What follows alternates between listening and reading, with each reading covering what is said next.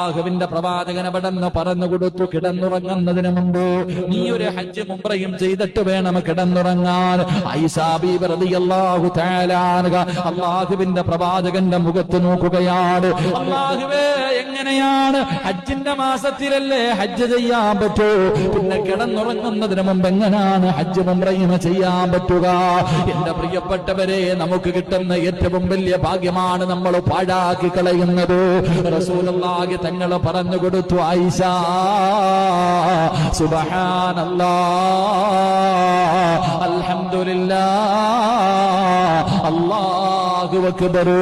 കിടന്നുറങ്ങുന്നതിന് മുമ്പ് ഏതെങ്കിലും ഒരു മനുഷ്യനീ ദിക്ർ 33 പ്രാവശ്യം വെച്ച് പറഞ്ഞാൽ, ഏതെങ്കിലും ഒരു മനുഷ്യനീ ദിക്റുകൾ പറഞ്ഞിട്ട് കിടന്ന അവന് ഹജ്ജ് ഉംറയും ചെയ്ത പ്രതിഫലമുണ്ടെന്ന് ആദരവായ പ്രവാചകൻ നബി മുഹമ്മദ് മുസ്തഫ